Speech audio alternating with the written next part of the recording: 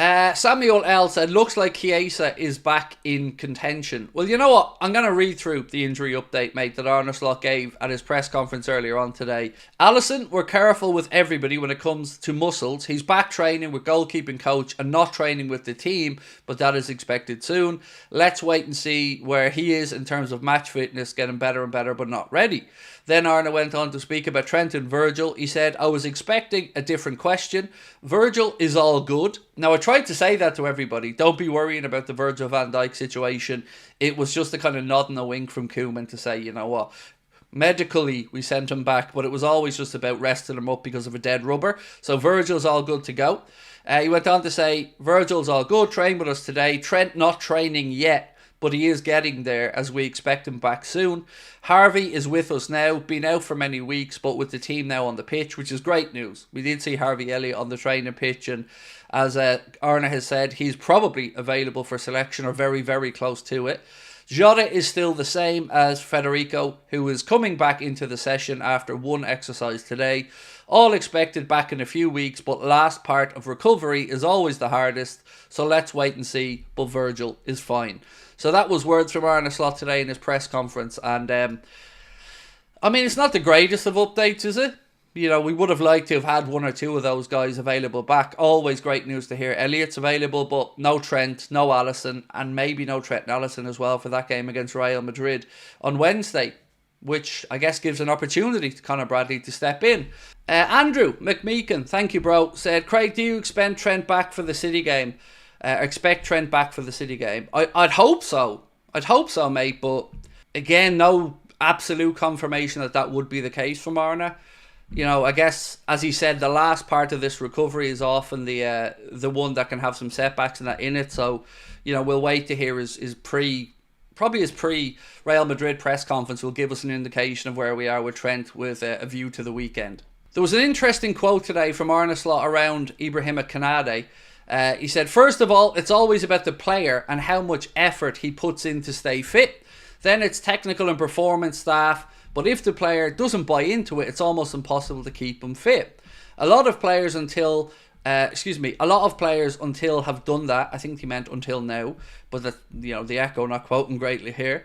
Said Konate didn't play Ipswich, and there was a reason for that. His pre-season games weren't his best, but he came back quite late and were training for a few weeks, and Jarrell had been playing well, so it was a logical decision.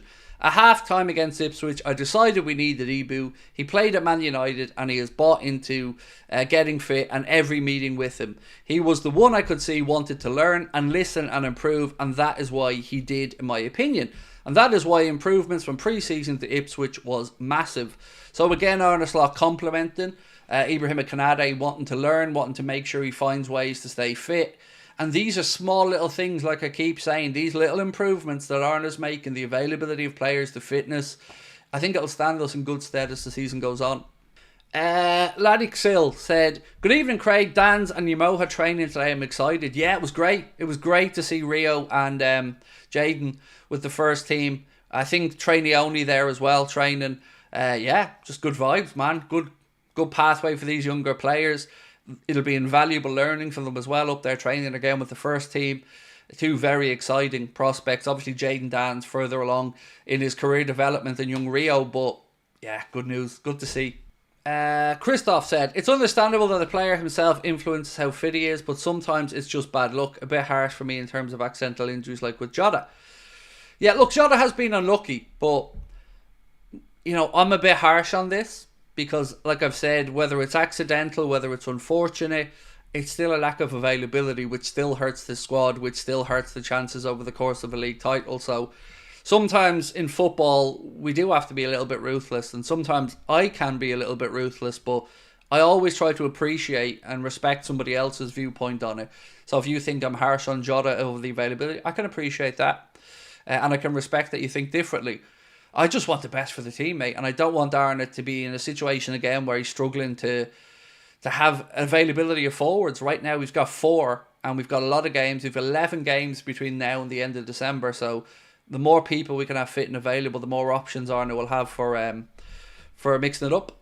So Arne Slot has also, by the way, been speaking about his team selections heading into these games, and he said a bit of everything goes into it. Talking to players, the medical staff, performance staff, listen to the technical staff, and look at the opponent to see what the best team to select is.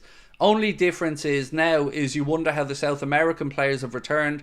They normally come back with jet lag. This is the only difference after international breaks. You look at the players and the info from the staff.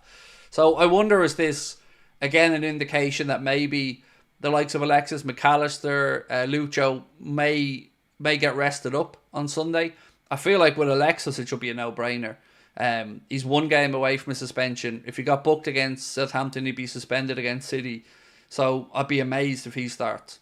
What type of striker is Dan's? Is he a traditional number 9 target man, or is he getting behind? He's probably a bit of both, in all honesty. Obviously his physical presence gives him the availability to hold up play. He's good with his head, but he also has the ability to get in behind. I wouldn't say he's blessed with lightning pace from what I've seen, but I also wouldn't just call him a target man. I think he's a modern number 9 is probably the fairest way to describe it. Also love that he signed that deal with Adidas as well. I don't know Jayden Danns, but I felt immensely proud seeing him sitting there at the corporate table signing that Adidas deal.